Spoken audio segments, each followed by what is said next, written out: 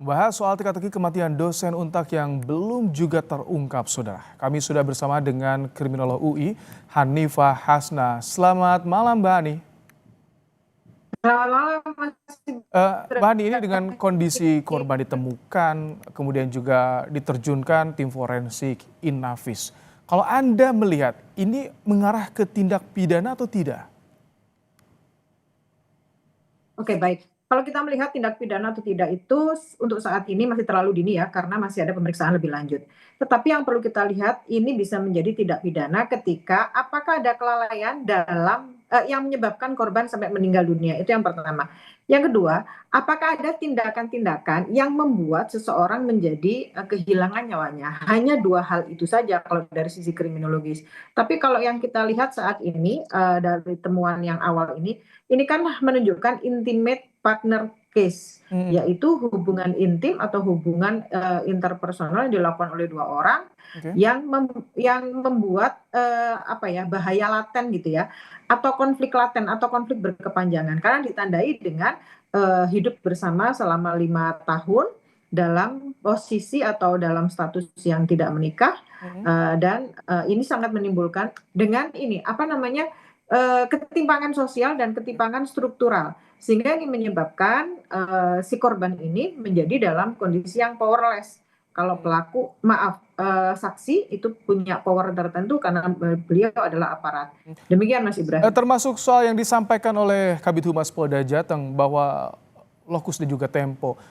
Saksi ini ada di lokasi dan juga mengetahui detik-detik ketika korban tewas. Apakah ini juga menimbulkan kecurigaan tidak sih menurut Anda?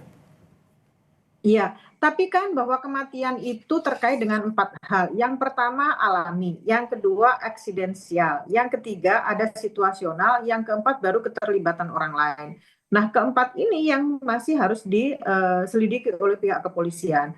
Apakah keberadaan saksi ini mengetahui bahwa kondisi korban ini memang diketahui sakit tetapi tidak menolong atau memang tidak tertolong, atau memang ada aktivitas-aktivitas fisik yang membuat korban menjadi lemah sehingga kehilangan nyawanya. Hmm. Karena kalau kita melihat dari penemuannya kondisi korban tidak menggunakan pakaian, apakah ada aktivitas-aktivitas tertentu yang membuat dia dalam kondisi medis yang sangat-sangat berbahaya. Kalau misalkan secara psikologi ketika melihat seseorang dalam keadaan darurat, biasanya harus dibawa ke rumah sakit langsung atau menghubungi orang-orang yang Ya, bisa membantu membawa ke rumah sakit. ya, Biasanya seperti itu ya. kan, Mbak Hani? Iya, betul. Tapi karena dalam hal ini hubungan mereka itu adalah hubungan yang tidak resmi dan sangat rentan terhadap konflik lain, mungkin ini yang menjadi pertimbangan ketika saksi itu tidak melakukan pertolongan.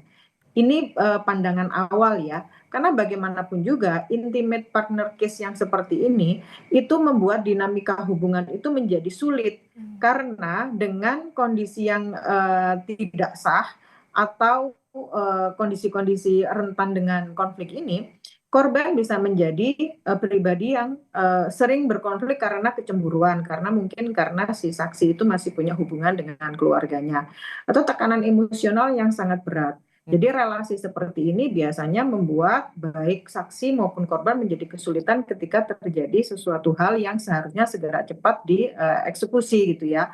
Lalu ada penyimpangan administrasi yang saya lihat di sini, bahwa korban ini tiba-tiba masuk dalam KK si saksi.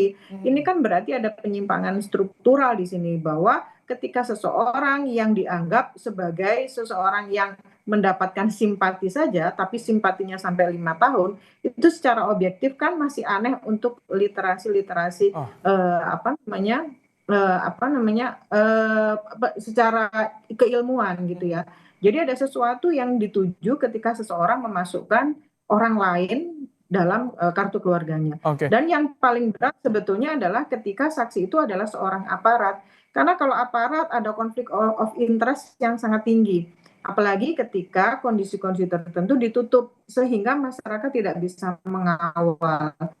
Jadi perlu adanya forensik dari luar untuk ikut membantu pengungkapan kasus ini. Forensik sudah dikerahkan tadi ketika olah TKP lanjutan. Ya, Kemudian soal saksi ini dipatsuskan, artinya ini sebuah langkah yang tepat untuk bisa memudahkan mengungkap kasus ini. iya benar sekali. benar sekali.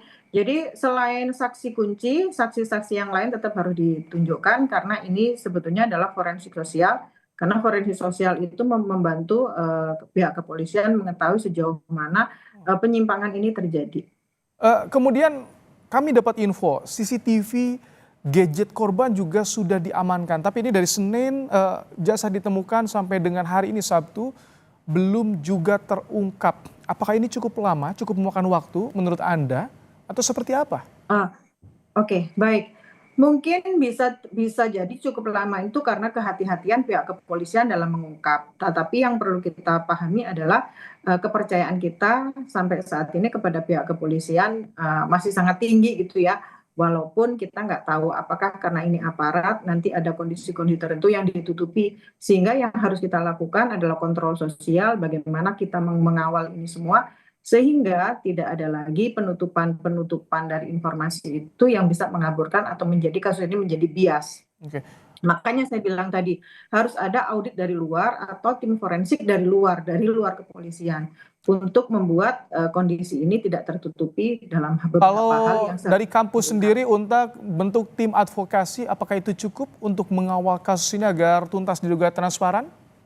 Iya, benar sekali. Karena pihak luar pun tetap harus mengikuti kasus ini. Karena bagaimanapun juga ini terlibat dari dua institusi ya, yaitu Polri dan kampus itu sendiri. Oke. Demikian, Mas. Terima kasih Mbak Hanifah Hasna, Kriminolog UI telah Baik, menyampaikan Mas pandangannya di Ibrahim. program Kompas Malam hari ini. Ya, selamat malam, Mas Ibrahim.